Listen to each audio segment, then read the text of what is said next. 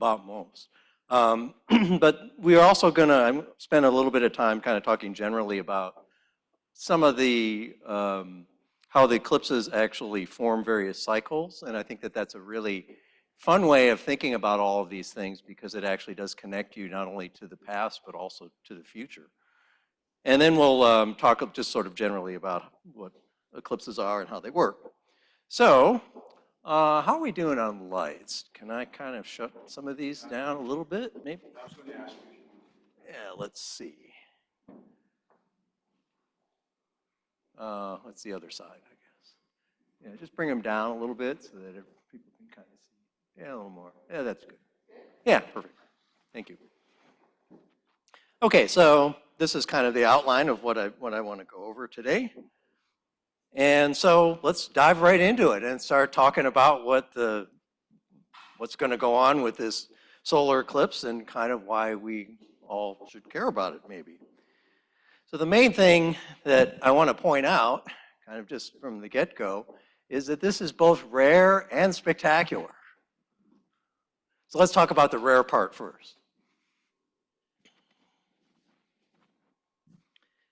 So I've plotted out here, and I guess, can we see the cursor okay? Yeah. The red thing? Yeah, okay.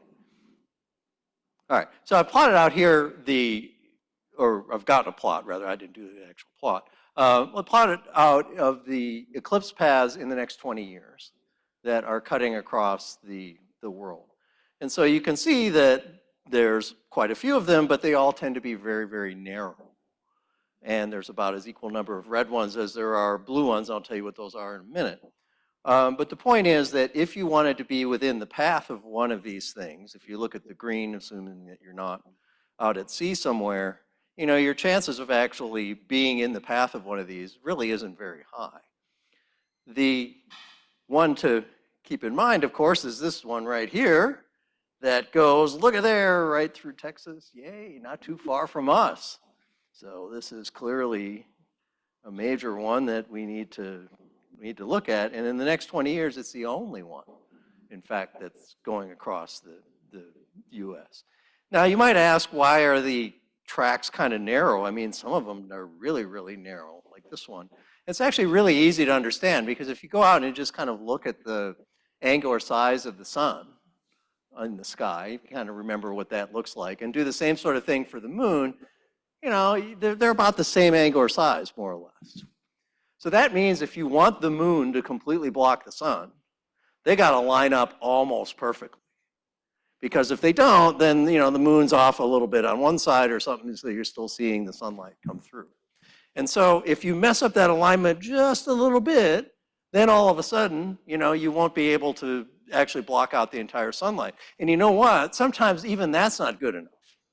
Because if the moon is a little bit too far away than average, its angular size will go down, and you can have something that's sort of like this, is that, you know, you look at the sun might look like this, and then the moon, even if you line it up perfectly,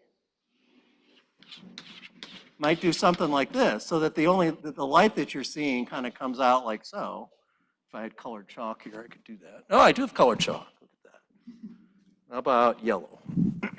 Sun's yellow. I don't know if you can tell the difference, but I mean, that's the light that you would see if you lined up the moon perfectly, but the moon would be just too far away, right? So this thing is called an annular eclipse. Now, the reason it's annular, obviously, because it looks like a little annulus. And you would say, okay, well, that's fine. So let's actually draw a picture of the sun here now and actually have the moon kind of cutting across. And maybe it isn't lined up perfectly, so maybe the moon is doing something like that. So the moon blocks all of this light from the sun. And so now the only thing that you've got left is kind of this crescent-like thing. This is a partial eclipse. Now, if you look at the difference between the partial and the annular, it's kind of like, all right, well, one of them has got a little bit of a ring left over, and the other one is just kind of has a little slice, but they're kind of similar in a way, right? Is that you're still seeing some part of the sun. What we want is we want a situation like this, where if you've got the sun kind of sitting here, We want the moon to actually be bigger than the sun when we're looking at it. And we want so that the moon blocks all of this out. Because when that happens, then all kinds of magical stuff that you probably never even thought of unless you've actually gone to one of these eclipses happens. And that's what I want to tell you about what the experience is going to be like for a total eclipse, which is what we've got coming up now. So two things have to happen. The moon has got to line up well with the sun, and it actually needs, the moon needs to be close enough so its angular size is big enough, okay? And that's why some of these paths are just really, really narrow here. So somebody like this, the angular size of the moon and the sun is just basically the same. And so there's only one little spot where they kind of line up. So anyway, anybody that's red here is an annular eclipse. And anybody that's blue here is a total. So we want the blue because if we can block out all of the light, that's when all of the solar atmosphere gets to be to the point where the extended solar atmosphere, things like the corona and the chromosphere, that's the only time that you can really see them. So looking at this, if you're doing your travel plans, let's see. Well, this is certainly in the US, it's this, but aside from that, there's kind of one that goes North Africa maybe, or there's actually quite a few of them that are over Australia. But this is the point, is that if in order to see the total eclipse, you actually have to travel to see them almost always. So we're very lucky in this case to have one go this close. So don't miss it. All right, so the next one, like I say, that's crossing the US isn't doing that until the year 2045, which to me doesn't seem that far away, but you know, it actually is kind of far away. It's 21 years from now. The last one, if you didn't want to actually move from a particular spot, so suppose you just wanted to go outside of Keck here and actually see an eclipse, the last time that that happened was back in the year 1259. And the next one that's actually going to happen is in the year 2200, and then there's none until at least the year 3000. So these things are extremely rare in one particular spot. And so they're definitely rare. So the question is, all right, how spectacular are they? And they are absolutely spectacular. Out of all of the possible natural phenomena that you can experience as a human, I think it's hard to beat a total solar eclipse. It is both a visceral phenomena as well as just a feast for the eyes. So let's talk about that a little bit. So the general progression of an eclipse here is kind of similar to this, right? In the sense that you have the moon, which is the dark spot, dark circle here, and it moves across the sun. So time is kind of going left to right here. And then you get this interesting phase, which is this phase 2 that I've called the diamond ring. This happens very quickly. It only, you know, it's kind of like a 4 or 5 second sort of thing, or maybe even less than that. And then you end up in the total phase, and then the whole thing reverses. So what I would like to do is take you through phase 1 here, phase 2, and phase 3, and give you a sense of what you can expect and some things for you to look for when you're actually out there. So let's start out with phase 1. So how many of you actually looked at the partial eclipse that we had, I think, last October? Look at you guys. You're my people. Yes, everybody has looked at it. Beautiful. All right, so I don't know if you noticed, but in the kind of when you had the maximum obscuration, things were starting to get a little strange. If you looked up at what the color of the sky was, the color of the sky was kind of this weird, it was clear, but it wasn't blue sky anymore. It was kind of this slate, dead kind of color. It was kind of getting that way. And it just something felt very unnatural about the whole thing. A sense of Scotland, what are you talking about? Well, that's why you're sitting over here in the corner, because, you know, you're kind of an outlier. We were just doing a statistics class. You'd kind of be X'd from the data set. But, you know, it's this very strange kind of feeling. And the other thing is that I think you may have noticed is that the clouds kind of were dissipating. Is that there were a few clouds kind of around and they were kind of going away, and it felt a little cooler too. It just kind of, you kind of get the sense of like you're sitting inside of a terrarium or something, and somebody's like, all right, it's time to shut you down now, you know? know, you kind of feel like somebody's turning the rheostat down a little bit for you. So you do get this kind of unnatural illumination. And partly it's just because you end up having the light come from the edge of the sun, which is a little bit different from the center. But mainly it's just because you're losing a lot of the light. It just kind of begins to feel like twilight and like dusk. And the other thing that's happening, you know, is the wildlife looks around and says, uh-oh, I guess it's time to go back to roost. And so you will see some birds going back to their nests. You will sense a temperature drop. Some of the, you know, if you've got farm animals, they may end up going back into the barn. Everybody knows that something is happening. The other thing that's really kind of fun are these effects of shadows. And if any of you do any kind of photography, you can have a lot of fun with this, especially if you, now David won't be able to do this, unfortunately, but anybody who's got a nice head of hair will be able to actually see the images of the sun as it's going through their hair. Because essentially each one of these things is acting like a little pinhole camera.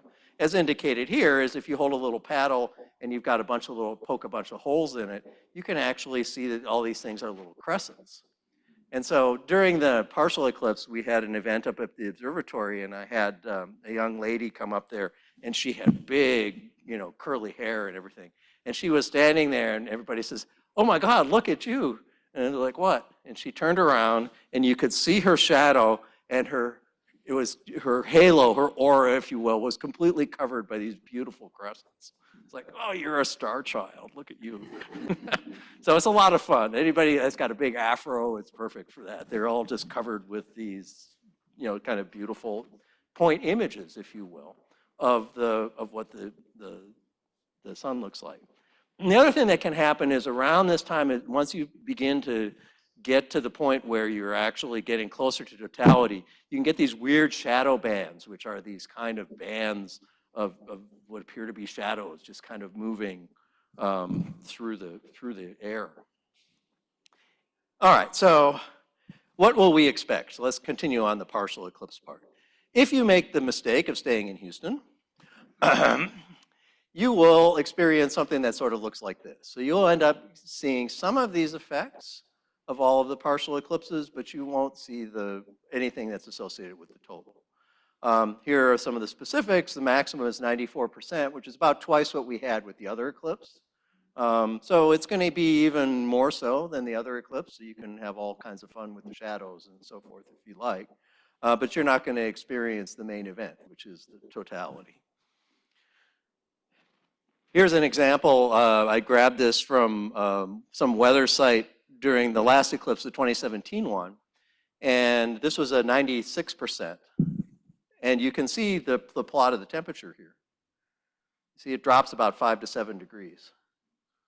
And so you can expect, and you will feel, a temperature drop, especially around here in April, one would think, right? When the sun is really strong, at midday, you're definitely going to feel the difference there. And it takes roughly, you know, about 90 minutes on either side for the moon to go across. All right, I mentioned that the cumulus clouds will disappear. Let's see if I have this is a movie. No, I'm sorry, my movie doesn't seem to be working. Oh, well. I think your laser pointer, you have to switch. I have to kill the laser pointer thing? Well, let's give that a shot. And if it doesn't work, it's not the worst thing in the world. Except now I'm frozen. There we go. Pointer, options, I don't know, hidden? I would turn your laser pointer off, and then there you go. The cursor's not moving, unfortunately. Yeah, I don't know what's going on. Well, anyway, I can describe to you what this thing actually looks like. As you go through this image, what you would see as a function of time is that there's all kinds of cumulus clouds which would be in here. The whole thing's kind of covered by little puffy clouds. And as the shadow goes by, those clouds will completely dissipate. And then the only thing that's left over, because the heating is gone, the only thing that's left over are these kind of big puffy ones, which of course aren't dissipating because those are like some big front which is moving through. So what I'm telling you is that if you're in the path of totality and we have a lot of big little puffy clouds kind of, and you're worried about that, they will magically go away right before totality. just because they will. They've lost their heating. Pointer options. I guess we better go back to this. Oh, we got a pen now. I don't know what that does. Well, anyway. So as you begin now to move from partial to totality, this is where the main event comes. So you should probably be feeling a little bit more and more unease as you begin to see as you get more and more of this kind of terrarium effect as you're only seeing the light from the edge. And in the span of just a couple of seconds, you will all of a sudden, the sun will just kind of go, and it will make this beautiful kind of diamond ring. So instead of having like this brilliant part here just dominate, all of a sudden you'll be able to see that it's almost like a big black hole in the center, and the thing looks like a big ring. Shortly after that, as the light begins to disappear, you'll see a few of these little bright spots poking through the valleys of the moon, which are known as Bailey's beads. And all of this happens if you're actually looking off in the distance when this happens. You will see a dark shadow approaching you at 1,600 miles an hour. And when you see that, it's hard to not get nervous. It's like, what did I sign up for? Because you know it's coming, it's going to get you, and it's over, right? It's coming, it's coming. Whatever is coming is coming. And finally, we get to totality. So the sun will actually disappear from the sky. So all of your source of heat and light and comfort is gone. And all that's left is this kind of abomination, this black hole where it kind of used to be. And you've got this weird pearly glow, which is very unnatural and that you won't see in any other natural phenomena because it has a really weird spectrum that's associated with really hot gas that's not in thermodynamic equilibrium. And so you end up getting this kind of weird spectrum associated with all of this. And it has this really pearly kind of unearthly kind of view to it. The other interesting aspect of this is that if you really want to see the corona well, any of you amateur astronomers that have kind of looked through telescopes a little bit? Okay. Any of you who have, if you've ever looked at a nebula, you can see the nebula much better if you don't look directly at it, if you just kind of look at it, let the light come in from the side. And the reason for that is your retina is a little bit more sensitive to light that way.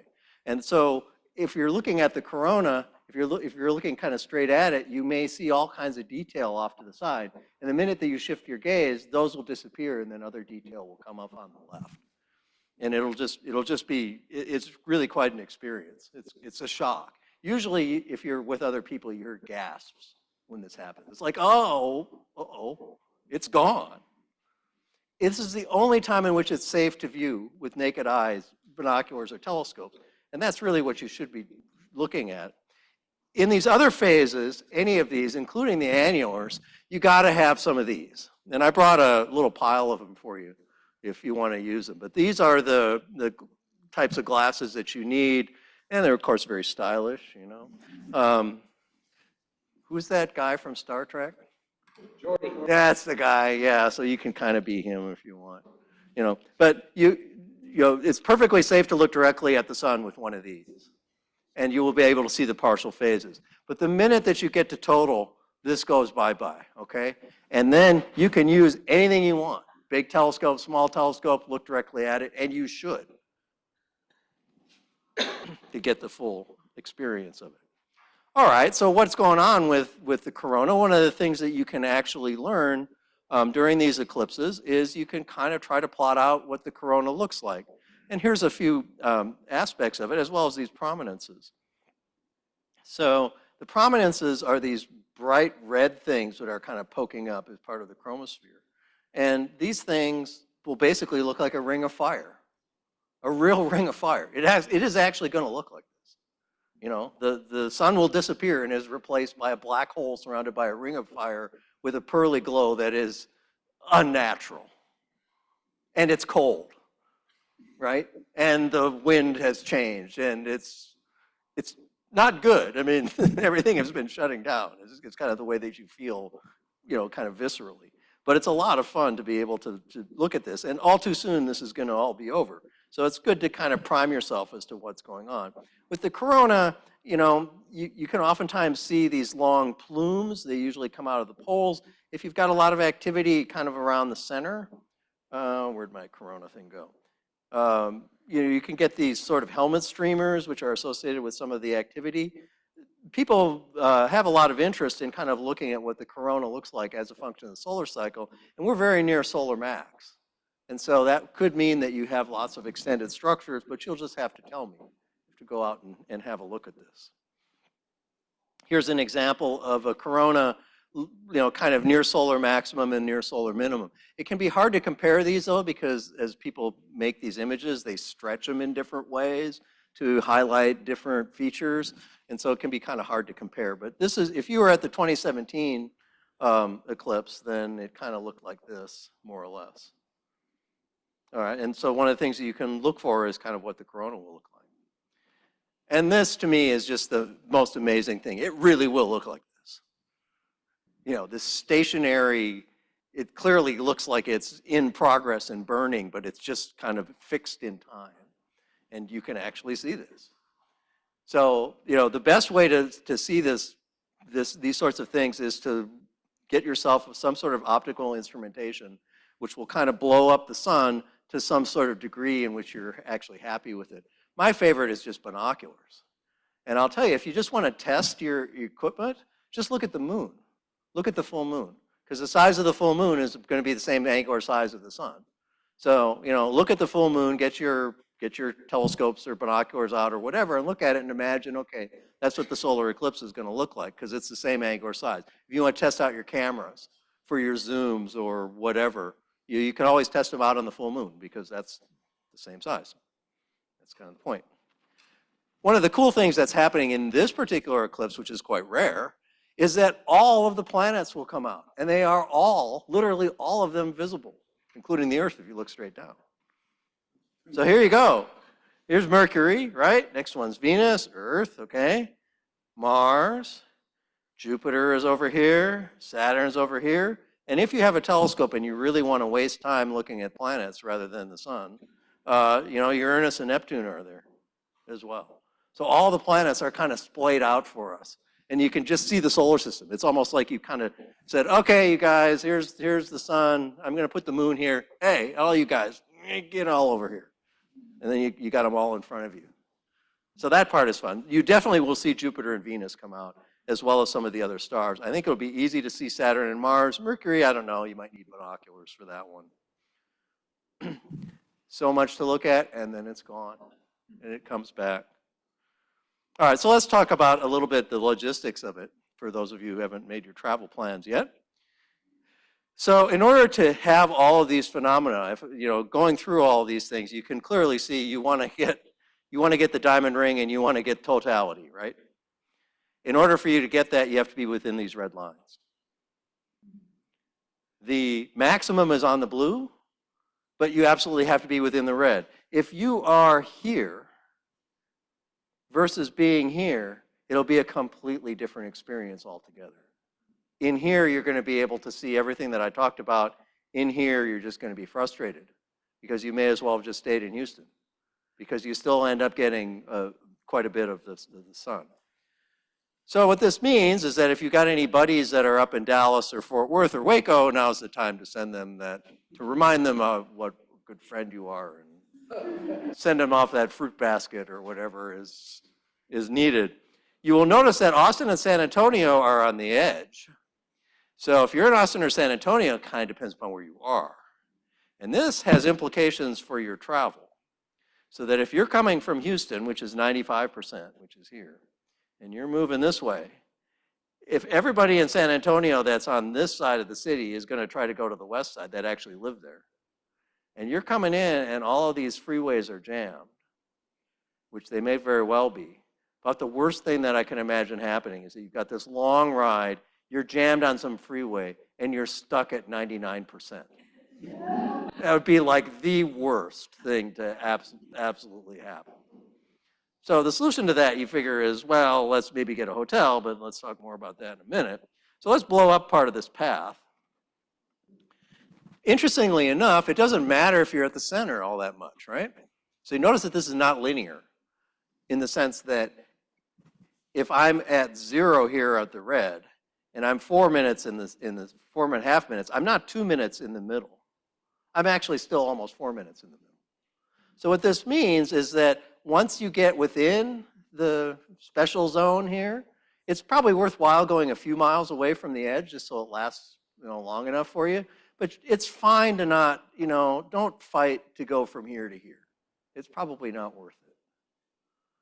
You're going to get quite a bit of totality no matter what. This is a longer one than the one in 2017 anyway. But you have to be within the red lines. All right, so here's some general advice. I hope I convince you totality is a completely different experience from either being partial or annular. It's not even junior varsity and varsity. It's a completely different beast altogether. It's the difference between a caterpillar and a butterfly or something like that. It's just amazing, the difference. Safety, again, as long as you're doing this or this, as long as there's any piece of the sun, you can and will instantly go blind if you look at it through a telescope. And there's no going back on that. So please be careful. Use stuff like this or project the image so that you're seeing projection. Now, if you know what you're doing and you've got the right kind of filter, you can put that in front of the telescope. But where people end up getting in trouble is that there may be 2 telescopes set up. One of them has a filter in front of it, which is then fine to look through. And then somebody else over here has another telescope where they're projecting the image. And then this person says, oh, I need to go get a Coke or something. And they go like this. And somebody's little kid runs behind them because they're running around, and they look in there, and then that's it. So just be aware when you're out, especially if you're out with a bunch of other people. Be aware as to who has what telescope doing what, or just probably better off, don't look through anybody else's telescope. Okay? It's probably not worth it in the partial phase. Once you get to total, all the gloves are off. And you should. You should look at the total eclipse with the big telescope or the binoculars or whatever you brought. That's the experience. You absolutely should do that. So don't shy away from that in any way.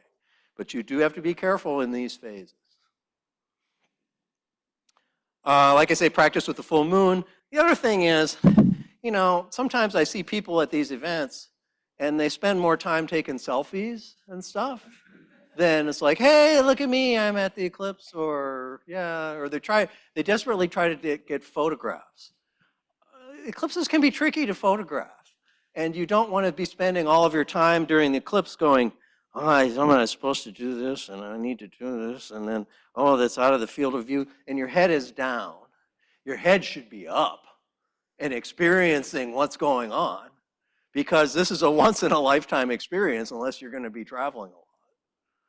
And, if you really want to connect with our ancestors who brought us to this point, who were experiencing this and didn't know what was going on, and you want to feel those kind of real visceral feelings, the way to do it is to set your stuff aside and go, oh my God, what's going on here? That's what you want. That's the full experience. Now, if you've gone to enough of these, and it's like, oh, this is my 8th eclipse or whatever, maybe I'll try taking some pictures, then that's fine. But, just recognize that whatever pictures you take, there's some amateur astronomer out there that's going to totally trounce you and is going to end up having much better pictures than you could ever imagine taking. So, obviously it's up to you, but I would say go have some fun with this and actually experience it. Experience what it is like to have your sun taken away. That's what you really want. Again, you don't need a big telescope because the sun is really bright. Even the corona is bright enough so that you can look at it. So it's not like you need a really big telescope on this. All right, let's talk about the scary dinosaur in the room here. It is possible that it will be cloudy. If it's cloudy, it depends upon the type of clouds. So here's kind of 4 years on April 8th. And you can see the path here as being between these little yellow lines. So, if it's like this, with a bunch of little puffy clouds, that wouldn't bother me at all, because those are all going to dissipate. On the other hand, if you're on this date being up in Indiana, you're basically screwed because these aren't going away anywhere. And it's a long way to drive probably to get out of that. And you can kind of glance, this is typical of the type of weather we get around here. Look at this one. In 2018, a big front. So here you would be great, and then here there'd be like, no way. These are not going to dissipate, these big, puffy, fat ones. So I don't know what to tell you. I mean, there's going to be a lot of people at this thing. It's going to be hard to change your location. Maybe, I don't know, be flexible or just recognize that there's a 30% chance that you're going to get ripped off. Because if you go to these things and they're cloudy, you know, you're going to experience the darkness, but that's it. And so it's kind of not going to be what you want. All right, so with that, let me talk a little bit now, let me move on, talk a little bit about kind of how eclipses work. And then I want to talk a little bit also about cycles. And I think this will help us connect kind of to our distant past as well as to our future. All right, well, the concept of an eclipse isn't all that hard, right? We just talked about it, is that you've got something bright in the background and you've got something that you're blocking it with in the foreground, in this case, the sun and the moon. And I've drawn these things so that they're supposed to kind of be accurate, although if I was really drawing these things to scale, the sun would be way, way off on the left. And you know, the moon would then also be way off on the left. What I have drawn to scale correctly is that the shadow of the moon is such that the dark part barely touches the Earth. And this is why the total eclipse part is so narrow. So let's consider what it would look like if you were either sitting inside of the dark part or into the gray part. If you're in the dark part, you notice how I've drawn that, is that I've drawn a line from the top of the sun to the top of the moon, and top of the sun, or bottom of the sun to the bottom of the moon. That's what defines this dark cone. So that means if you're inside there, there's no line of sight that gets you to be able to see the sun. So if you're in there, the sun is totally blocked, and then you see something like this, which is the umbra. Oh my goodness, I'm drawing now. Well, that's cool. Now I'll completely wreck my slide.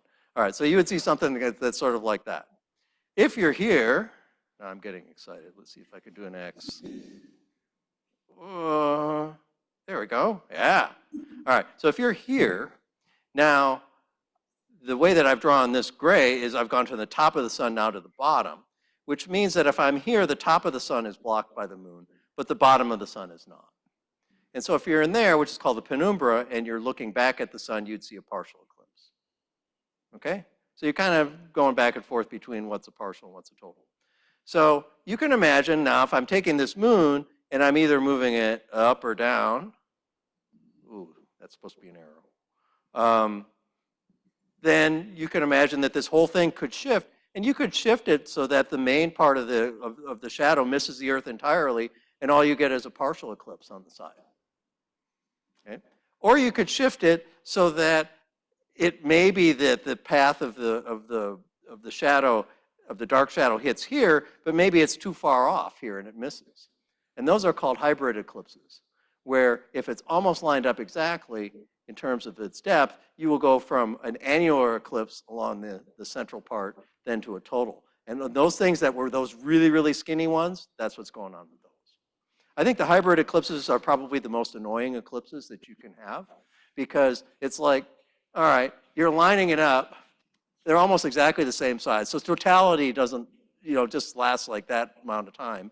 And it's this tiny little strip, so everybody's all crammed into the strip. And if you're not in the right spot, then you get an annular, and it's like, this is just not what I signed up for, right?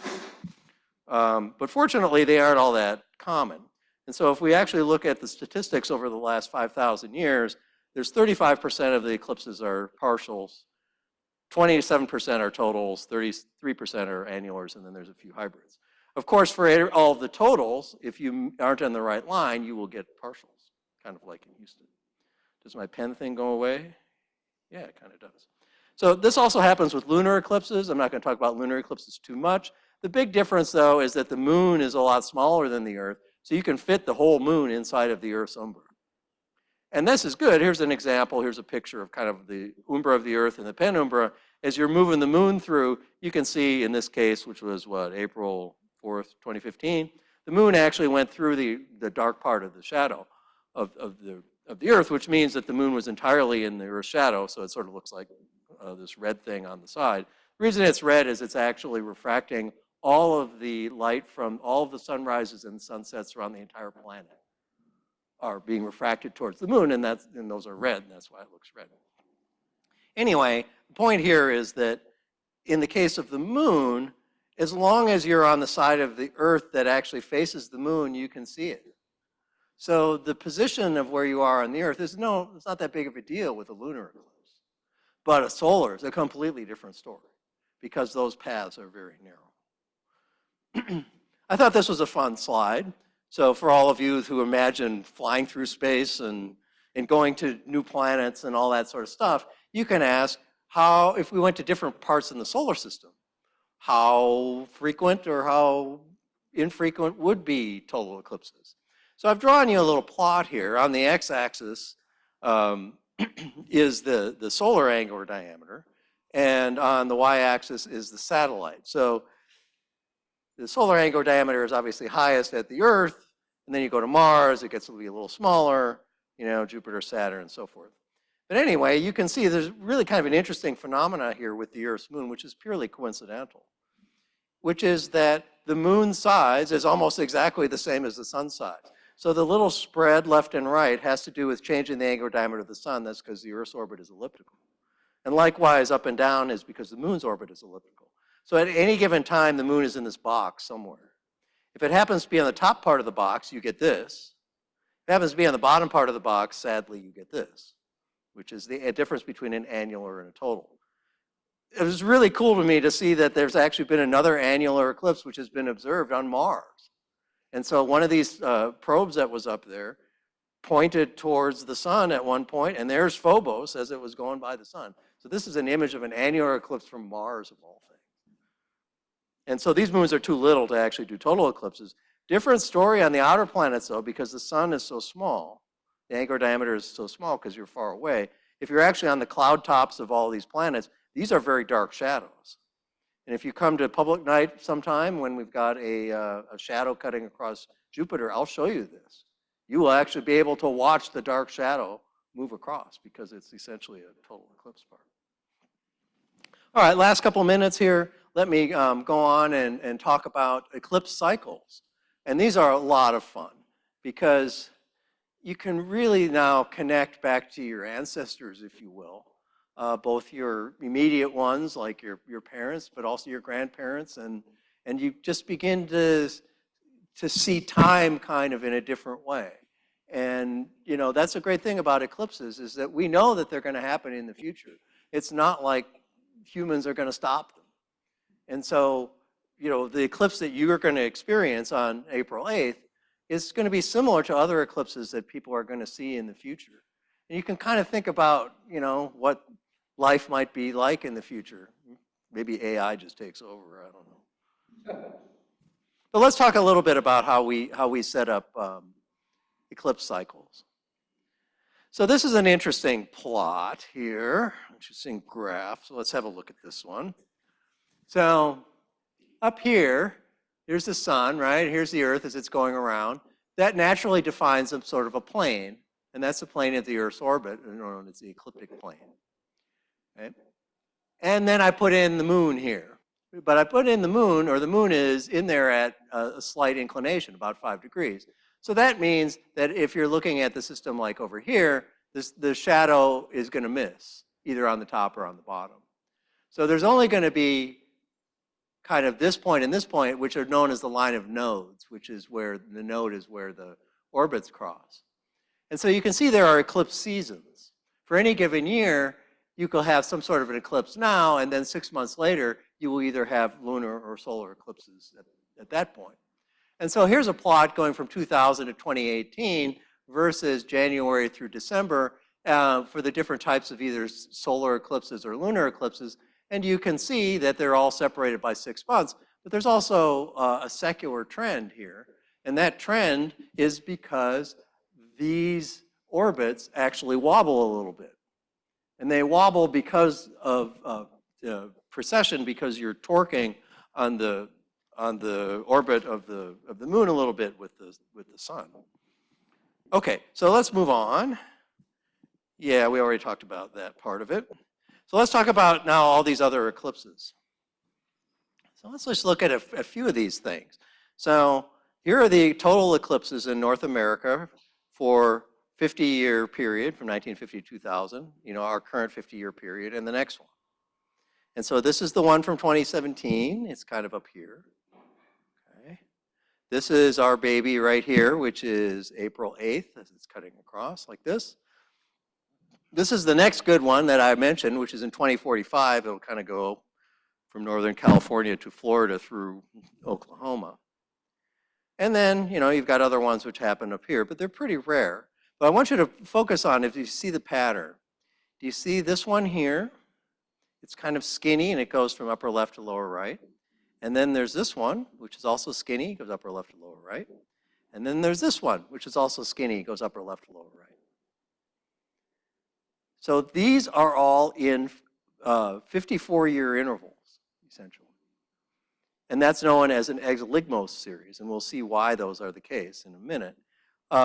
So I put asterisks next to those particular series. So for ours, this is essentially the same as the 1971, which is this one here. And I actually remember the 1971. It kind of shows you how old I am, I guess. But I remember people talking about it and being very disappointed because it was very cloudy along the entire path. But, we're kind of connected to the 1971 through 2024. I'm not going to see the next one, which is in 2078. Maybe some of you here will, and maybe you will remember all this, I don't know. But you can see that there's these kind of connections now between these different types of eclipses. So, and these are the annular eclipses, kind of do the same sort of thing. So let's talk a little bit about why, and then I'll finish the talk here. So in order to have eclipses that are essentially the same, what you need is a couple of things. First of all, the moon has got to either be full or new, because you got to line them up. Second thing, like we saw, is it has to go through a node. And the time between full or new is this value here. The time of going between the nodes is this value. The other thing that you would like to have, if you want to have like total eclipses kind of all be in the same series, is that you want to have this distance of the moon from the Earth be about the same. And so that's known as the anomalistic month, which is a little bit different than all the rest of them. The interesting thing is that if you take a certain number of these cycles, so 223 of these and 242 of these and 239 of these, they end up being almost exactly the same. So this thing is within, these two are within 52 minutes, and all of them together are within like 4 hours. This turns out to be every 18 years, 11 1/3 days, and that's known as a Saros series. Now that 1/3 days is kind of annoying because it means that the Earth has rotated underneath it by 1/3. So if we get something which is an eclipse now, the next Saros one is 1/3 of the way around the Earth. But the cool thing is, if you take 3 of these now, they basically line up, and that's what we were picking up from that other image, which is the exoligmos. And like I said, they're still not perfect. There's some drift just because these things aren't lined perfectly. But there's about 70 of these things in the series, and the series lasts 13 centuries. So here's an example of kind of what they look like. Here are different exoligmoi as you're going through the times from 1955 to 1963 for a particular Saros series. So you can see they're kind of divided up into 1/3 of the globe. And so the thing, it kind of starts here, and then number 2 is here, number 3 is here as the shadow gradually goes down from the poles sort of towards the equator. And you can kind of see how the different series end up lining up. So the different colors here are the different Saros series, or exoligmos series. All right, so let's look at ours. And I'll do one more series and then we're done. All right, so in our case, this is Saros series 139. So this began in May 17th, 1501 at the North Pole. It will end on July 3rd, the year 2763 at the South Pole. We start out with partial eclipses for the first 100 or so years, these annoying hybrids for a couple of years, and then we got a whole bunch of really good totals, which started at 1843, and the total eclipses will go to the year 2601. before we end up walking off the end. So here's where we are, right here. And I want you to just have a little fun with me in the next minute here. These are the different Saros series that are all separated by, the Saros period. And these are the different exoligmoi. I want you to think about how the world has changed as we've gone through these things. 1807, that's what, a little bit after Lewis and Clark expedition. The U.S. is still expanding kind of from the East Coast. 1861, the Civil War has just begun. Great deal of chaos, a lot of lives lost. 1916, that's World War I. Again, a lot of chaos. This is kind of when, the U.S. was becoming a world power, if you will. 1970, this is a year after we did a moon landing. What will our legacy be, do you suppose? I don't know. But now look at the future. This thing is going to happen in the year 2078. 2078 is coming, followed by 2132, 2186. There's probably going to be some equivalent of me or some AI version of it that is, the year 2186 that will come back and refer to what's going on here. So in a real way, we are connected inexorably to these future events, just like we're connected to the past. Now, these things tend to skip about 2 generations. So, you look here, this may not be, maybe not your parents, but maybe your grandparents are here. And then, we keep moving on that way. So let me finish up with another cycle. I won't spend much time on this one. But if you actually don't care about the anomalistic month, and you just care about having some kind of an eclipse, these two are pretty amazing because you get them to within 6 minutes. And this means that this cycle lasts forever. This is the so-called Inex series, which lasts 225 centuries. So if this goes back to pre-ice age. So if you want to connect with all of humankind, you can follow your Inex series as they go back. And so you can make these complicated plots of what the Saros series looks like and what the Inex series looks like, 700 years from the top to the bottom. But you notice that if you go left, right, there's not much of a shift here. That's because that series just lasts forever. And these are, what's plotted here is different types of eclipses, which you can notice for the Saros series are all the same. But if we look at the Inex series, they kind of go from total to annular to hybrid and so forth. And that's because we relax that assumption of having the moon in the same spot. All right, I think that's all I have. I hope you had learned a little bit about the eclipses.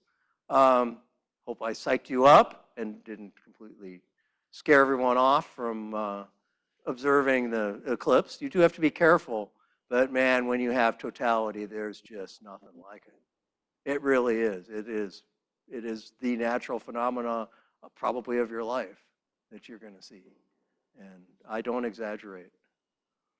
Aside from that, let me go on and take some questions. I guess I also have one other plot of the Inex, just to show you that it goes on like forever. So, thank you.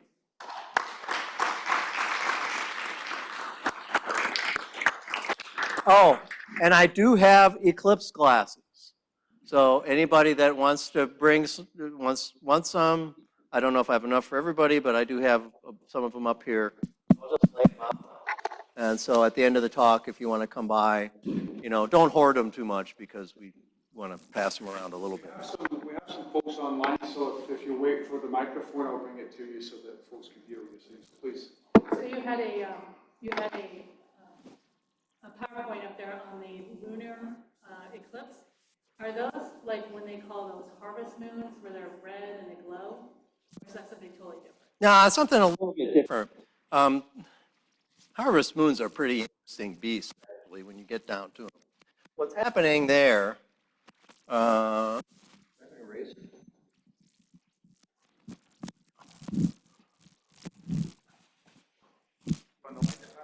yeah, that would be good. Thank you. Come on, I thought you were in charge of this. Oh, that's a lot. Ah, good job. Yeah, let's get the boss up here. The boss knows what to do. I was worried about the light coming in. Oh, yeah, sure you were. Yeah, can't have any scattered light, right? All right, let's look towards the east and watch the moon rise. Well, first of all, there's an interesting psychological effect, which is that whenever the moon is low, it just appears to be bigger than it really is. And so that's one of the motivations for this. But, you know, if we're just looking at kind of and well, we're going to do this in the northern hemisphere. So if we just had an object that wasn't moving in the sky, then the rising and setting would kind of look like so. And the reason is, so in other words, a star would come here, it would rise up and would go in that particular direction. Okay, that's kind of the normal thing that goes on with stars. And this is actually part of, if I brought all this whole thing around, it's part of a celestial sphere that then has, you know, the lines going on. But if you just look towards the east, this is normally what you would see. And so you say, okay, the moon is rising here, it goes here, and so forth. But if you have a situation now where the moon isn't in the same spot every night, and so at some later, the next night, instead of it being here, if it's actually kind of going over to some other spot, then what you can actually see is that the position of where the moon is going to be kind of up here, or it's going to be kind of up here. And so what will happen is, over the courses of several nights, it'll almost look like the moon is kind of hanging in the sky, if you will. And when it does that, then that's the so-called harvest moon. The idea being that the farmers are out there and like, oh, I didn't get my corn in or whatever. Well, thank goodness there's a moon so I can figure out what's going on. There'll be several nights where, not too far after sunset, you will still be able to have the moon kind of be, you know, kind of be visible, if you will. And so that's kind of what that is. That's different than an eclipse. Because with an eclipse, you will have a situation where the moon is actually going into the shadow, and then that doesn't have to occur near the horizon, of course. That can occur wherever you want. It depends upon where you are relative to the other. Two quick questions. First, how long will the totality be? That is, how long can we look at the total eclipse with the naked eye? Mm-hmm. And also, do you know of any book or books that have folk tales or stories or histories about total eclipses in the past? Interesting question.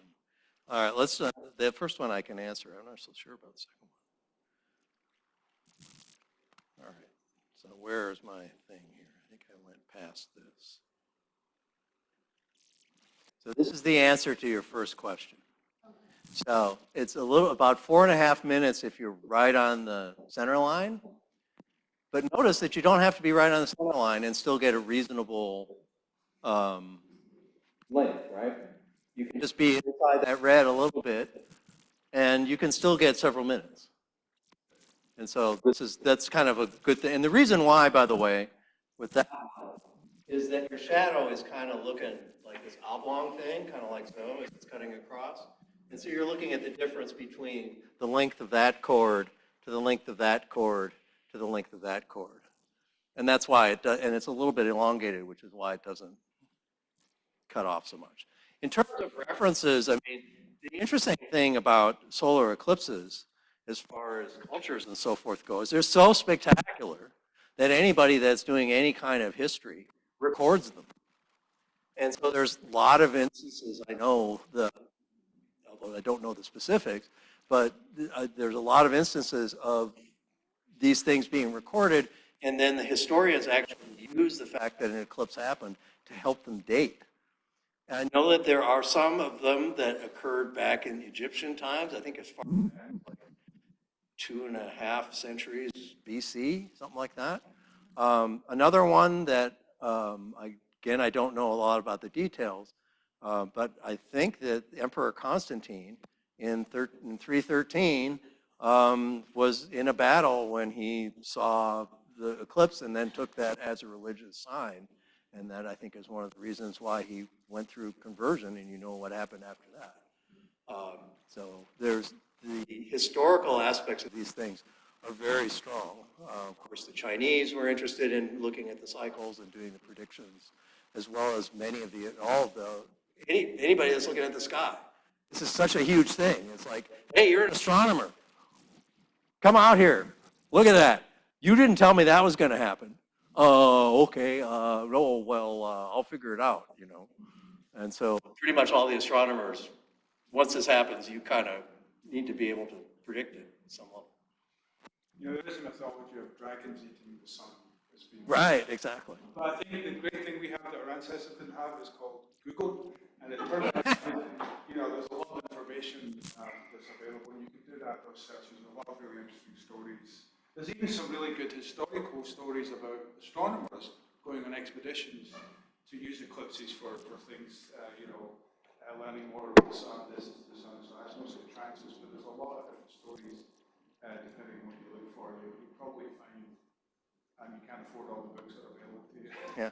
In fact, you should come to the Mustafa's talk later, which, in 2 months, into March. Einstein and eclipses, I think from the 1920s. Yeah, no, 1919 is the, yeah, I mean, there's all sorts of interesting stories about how he made predictions. And during an eclipse, of course, the cool thing is you can see the stars. And so that means that you can measure the positions of the stars, which means that you can get very, very close to the sun and look for gravitational bending. And that way you can test your general relativity theories. And so he's going to talk a lot about that, and that's a great story. Yeah, we still set that up, we'll be sending that information out. Yeah, This is just a practical question. sure. I'm going to be along the lines, it gives me about 4 minutes. How quickly, as you wisely pointed out, you have to be looking at it directly. You toss them off to watch your 4 minutes. How quickly will it come out such that you need to be back inside your glasses? So it's wise to That speed. pay close attention to. You know, unless you're completely not paying attention, it's pretty obvious because you will see kind of the diamond ring and then it gets real bright. Now, to counter that, I don't think you have a lot of pain sensors on the back of your retina. So don't count on pain to stop you necessarily. But it'll be like, whoa, it's getting bright, that's it, I'm out. But you know, after it starts getting bright, it's over. And so now you're back to doing these again. Thank you. Are there any questions online? Yes, more on that. What is it exactly? Is this just pure bright? Is it I believe, of course, I've not done this, I believe it's like spot blindness. Because what happens is that you focus the light onto your retina and you basically kill those cells. I mean, that's why Galileo went blind, is that he had a small telescope, very small, right? And he was looking at sunspots. And he kept looking at the sunspots and that took care of that. Thank you. So whenever, as long as you've got anything that's bright yellow that's coming by, you know, don't look at it. And don't point your camera at it either. It'll turn into a smoking, melting mess. But you got a filter and all that stuff. And again, I mean, I don't know. People, it depends. If photography is your hobby, then sure. But, you know, I don't know. Experience it first, I would say. That's just my advice. Yeah. Sorry, your lecture has been very interesting. Thank you. Okay, so most of the slides you put up there had like somewhat of a mathematical equation or something that you could. I don't think I'm putting equations. No. Something like, Yeah, I think kind of like quantify stuff from a mathematical standpoint. Sure. But I think you can also, as you keep saying, observe it and get the, get the full experience, like the mystical aspect of it. If there is a high quality telescope that's in the path, which is just always going to be a hit or miss, like the McDowell telescope down in Big Bend. If you're able to see this or witness or just go through that 4 minutes, 25 seconds with a telescope like that, what unique things could you see that maybe you can't with the naked eye or just mathematically? That's a great question and requires me to talk a little bit about how instruments work. Yes, of course. So the question is that, you know, these paths are very narrow, but if they do happen to go by an observatory and it's a really, really big telescope, what can you see if you look through the really, really big telescope that you wouldn't be able to do otherwise? And the really interesting part about that is that as far as you as just an observer looking at this phenomenon, you're not going to see anything more than you would in kind of a small telescope. And the reason is that why you have a big telescope is to gather lots of light. There's no problem gathering light, even in totality here. So you can get yourself kind of a telescope that's about this big, and you will get the same angular resolution and the same experience as you will with an enormous one. Because actually an enormous one might take too much light in and they might have to stop it down and block it down anyway. So just in terms of you as a visual observer, you're fine. Now for those of you who are optics aficionados, you may know about lambda over D, which tells you about your resolution element. If you actually calculate lambda over D for it's kind of a 6-inch telescope or something like that, it's about an arc second. And that's you're seeing. So your atmosphere turbulence is gonna kind of smear things out. So there's no reason to have a bigger telescope, absolutely no reason to have a bigger telescope. However, if you're doing spectra, now that's a little bit of a different story. Because if you have a really good, it's hard to get good spectrographs, it's hard to get them calibrated and all that sort of stuff. Now you can actually get a spectrum of the corona. And the spectrum of the corona is going to show you these really weird stuff. Okay. Instead, most of the time if you look at the sun, it's kind of a continuous spectrum. It's got a few absorption lines, blah, blah, blah. In the case of the corona, it's going to have some sort of maybe a little bit of continuum, but it's going to also have these big emission lines that are associated with, for example, iron 10, which is 9 times ionized iron, or even iron 14, which is 13 times ionized iron. XIV is 14, right? Okay, so that means that the sense that you get of actually looking at it with your eye, it's just weird. It's like, this isn't right somehow, because you never see this spectrum in nature.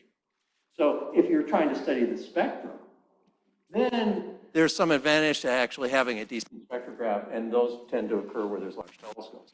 But the actual large telescope experience, compared to just looking what you'll get, if looking through a reasonable size, even a smallish telescope, it's the same.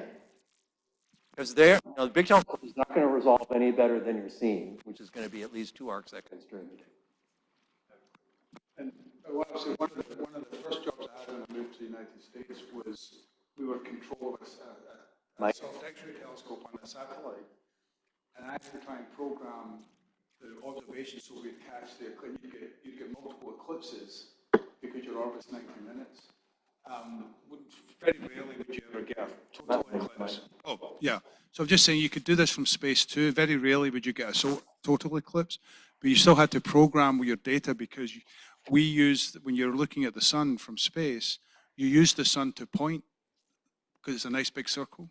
Well, that circle disappears. It becomes a part of a circle and it just throws your whole telescope, and you could lose your whole telescope because you're suddenly going over. So trying to program it, I got north and south wrong one time. That's why I'm never been an astronomer. Mm-hmm. Yeah, they are different. And we did study the corona with that. So that's the spectral aspects that Pat was talking about. So nowadays, we have pretty good cloud models that go into the future. Do you know of anybody that sort of does a probability map that says? I get the 30%. No. So like the day before the eclipse. Exactly. Let me see if I can get a website up here. And I will show you what we need to do. It's the one that we use for the observing nights? Yes, exactly. The one that we use for observing nights. So I put this stuff together because I teach the, the Astro Lab class. But if you go to the campus observatory page, which will kind of look like this. Oh, I got to share a screen now, don't I? Where's my little zoomy thing? Here it is. Share screen.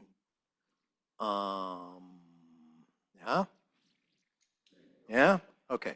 So if we go there, and we can click on weather. First of all, I've got a clear sky thing for Houston, which is kind of nice. So you can see the cloud cover, transparencies, and, you know, all of that sort of stuff, which is like, okay. But then there's a cool bunch of stuff here. One is a 0 to 7 day mediogram. So if you click on that, now you actually are looking at, these are the clouds that you're expecting, either low, medium, or high, along with all the upper level winds and fronts and sort of stuff. You have to train yourself a little bit as to how to interpret these types of graphs. But that's a good thing that you can do. And you can get it 16 days out. Now, I wouldn't believe the 16 days because they aren't very reliable, even though they look pretty. But then there's all this sort of stuff, which is very cool, is that you can click on any one of these babies and it should, well, it's dark out. Of course, I clicked on the one that's visible. It's dark. You don't see anything. Let's try infrared. And you can make movies. So you can have like a today to most recent, but let's just see. Oh, I accidentally clicked on Alaska. But there you go. You know, this is now what the current Alaska thing looks like. And what I found to be really helpful, let's try Gulf. Let's actually see if we can do loop duration, I don't know, 6 hours. Today, most recent. Let's see if any of this works. There you go. Now, this is useful, isn't it? Because you can actually watch wherever you are and see kind of what's going on. You can make your own forecast from this sort of stuff. So if you need any of this stuff, come to the observatory website, grab the stuff, and you know, this is what I use for teaching the lab so that the students can go out and